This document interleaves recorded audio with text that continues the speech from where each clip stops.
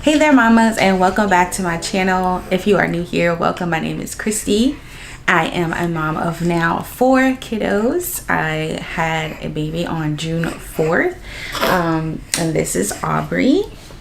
Hi Aubrey. And I decided that I wanted to sit down and share my birth story with you guys.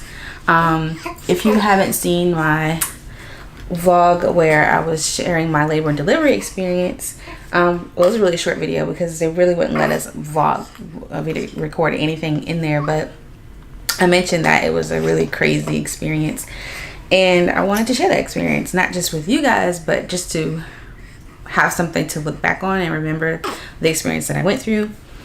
Let's see, she just ate, so I'm gonna burp her. So I just ate. On June 3rd, I went to the doctor's office, and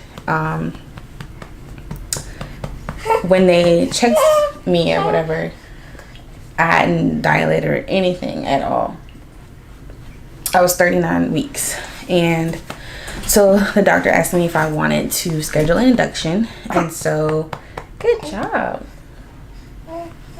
And so I did, and they called me later that afternoon and told me that they had availability for me to come in if I wanted to. So we went in at around 12.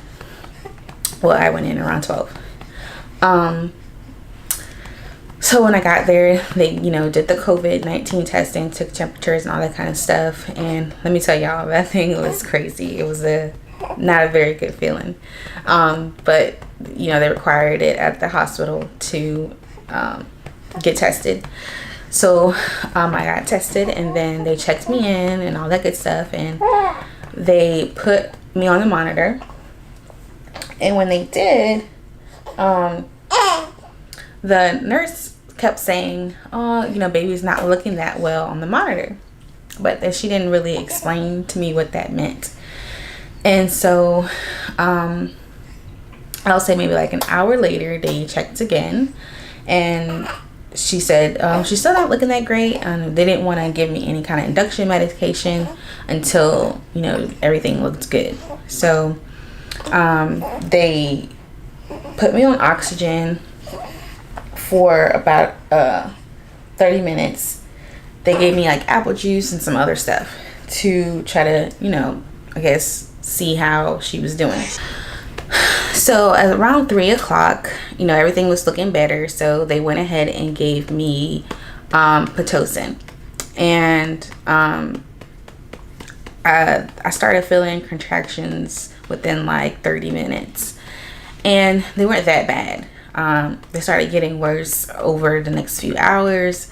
Also, if you guys hadn't watched my previous video, my husband, he's in the military, so he was in the field this particular week, and I was able to reach out and inform him that I was going to be in labor, so he was able to get home a little bit later. So by, I'll say maybe like 7 or 8, he had made it to the hospital. All right, so during this time it was pretty chill. I was listening to music. It was pretty calm. Just experiencing these contractions and just trying to get through it. So I started progressing. I was only like 2.5 centimeters dilated, and then the contractions started to get worse. They asked me if I wanted to get the epidural once I got to like 4 centimeters, and of course I said yes. So this is where things start to take a turn.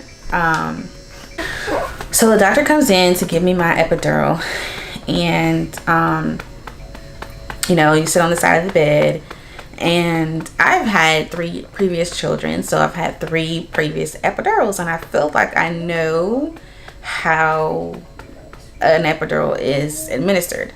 So I was expecting just 1 shot in my back, but he was doing something else. And I know that they said, once later on, I figured out that there are different ways of doing an epidural, but I didn't know that at the time. And so he gave me like 2 pokes in my back that I felt. And when he did the second one, it was extremely painful, and it was like upper part of my back. He did the first one lower and then the second one upper, and it was bad. And when he did that, he asked me, he's like, do you feel anything? And at first I felt something kind of cold rush on the back, like the bottom half of my back, and then all of a sudden I felt like my feet go numb. So I'm thinking, okay, so it's starting to work. And when he finished, I guess, he asked me, you know, what do you feel? I said, well, I can't feel my feet. And he said, okay, really? Like, as in, like, that shouldn't be happening. And so then I couldn't feel my legs. And then I was like, okay, so I can't feel my legs now. And he was like, okay, well, let's give me a few minutes and see how you feel. And then all of a sudden I couldn't feel anything from my neck down. And at that point I started freaking out, because that's not how it's supposed to be done. Like, I couldn't feel my arms, I couldn't feel like my chest area, anything lower than that. And then I started losing my balance, or so I thought. I felt like I was falling. And my husband was with me, so I was like, I'm about to fall. And he's like, you're not falling. And then the nurse said, I got you. And then I just fell over. That's like, my body felt like I couldn't control anything. And so they laid me in the bed, and I pretty much started hyperventilating at this point, because I didn't know what was going on. And so they put me back on oxygen to try to get me to calm down and breathe and stuff like that. Yes, I know. And what'd you see? So at this point they were asking me, you know, can you feel this? Can you feel this? And like poking different areas of my body. And of course I couldn't feel anything. And then I couldn't feel like I couldn't breathe, because, you know, I couldn't feel myself breathing. And they were like, okay, well, if it gets any worse, they're gonna have to intubate me.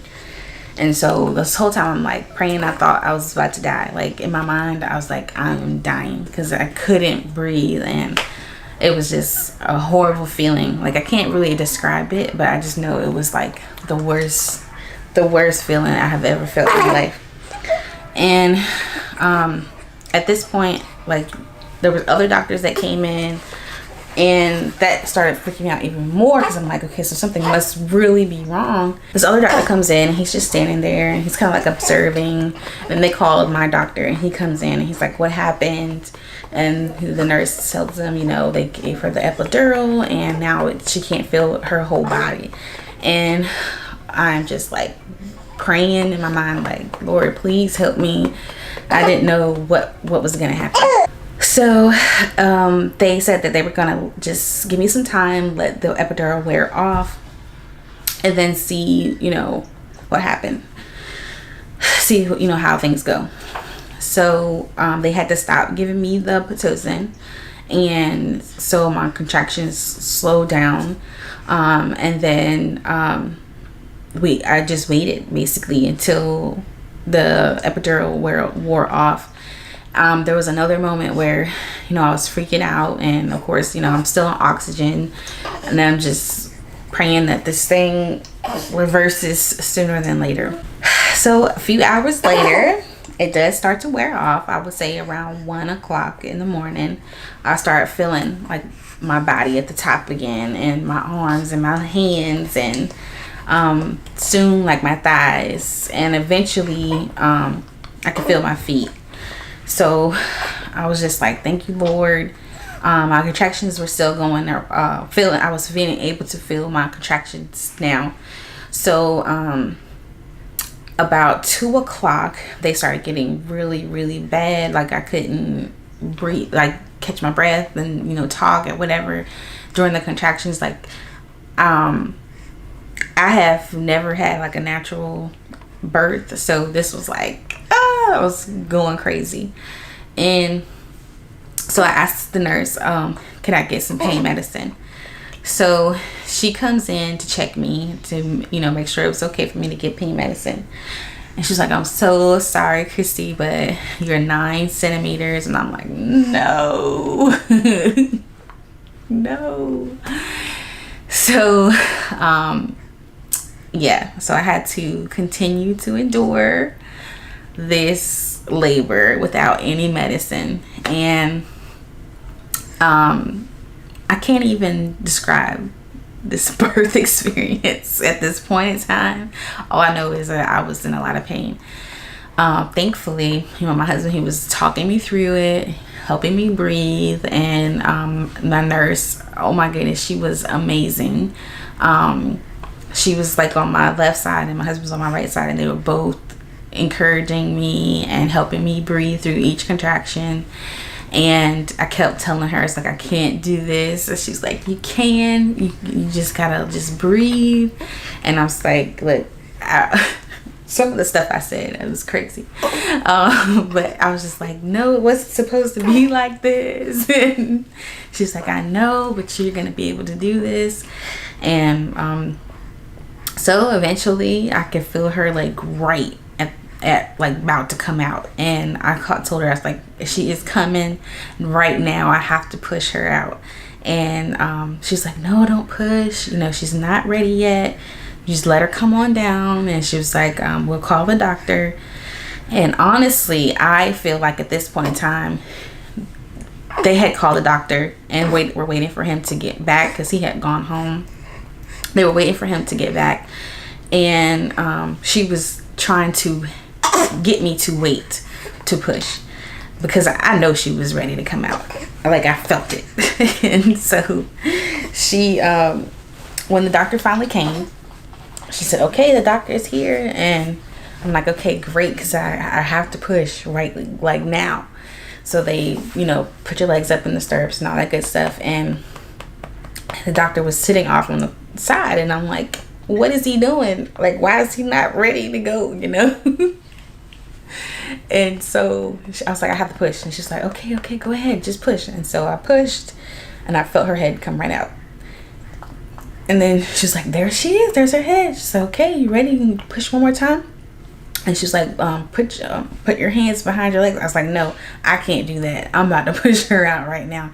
And so I pushed again, and she came right out. And they laid her on my chest, and I was so happy. Yes. Yeah, it was crazy. It was a whirlwind. Very emotional. Very, very emotional. And so after it was all over, you know, it was so fast. I didn't tear or anything. They pushed the placenta out with no problems, cleaned me up, and they put me in a room. And that day, because it was a Friday morning at 3 in the morning, that evening, I went to sleep, you know, when I got in the room. That very next day, we went home. So it was all good. She did wonderful. Yes, she was healthy, which is all we prayed for. Pray for a healthy baby. And I'm so grateful and thankful. I'm definitely thankful for my nurse, and thankful for my husband, for them both being able to help me get through that, because I swear I don't think I could have if he wasn't there. But yeah, so everything went well. I've had some postpartum issues. I will talk about that in another video. But she's a month old now, and you know, it's been beautiful. I've been trying to take everything in. She is baby number 4 and the last baby I plan to have. So I've been extra careful about her, smelling her and cuddling, and just taking the time to just take her all in. And it's been nice. Yeah. But anyways, guys, that's it. That is what happened during my 12 hours of labor. And I know it was 12 hours because my hospital bill charged me for every hour. But yeah, so that's it, guys. But if you have any questions about my experience and at all, I plan on doing another video about what I used when I was at the hospital for my hospital bag, so be on the lookout for that, as well as some postpartum stuff that I've been going through. I want to share that with you. But yeah, so that's it, guys. Thanks so much for tuning into today's video, and we'll see you next time. Bye. I went from side to side until my trouble come alive. Can't wait, the sun is shining, lift the sails and follow my own tide, yeah. There's a screaming in there, not telling me to leave for a while. So for the first time I trusted, right on now, I'm gonna ride my own line on. I wanna escape and restart all.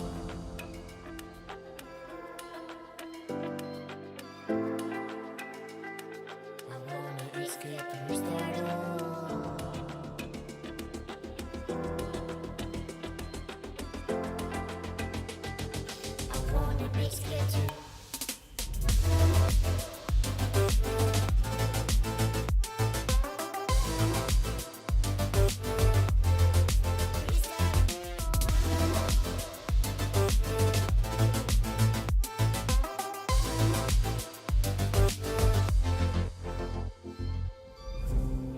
Away into the wild, I know my aim, I'll dive inside.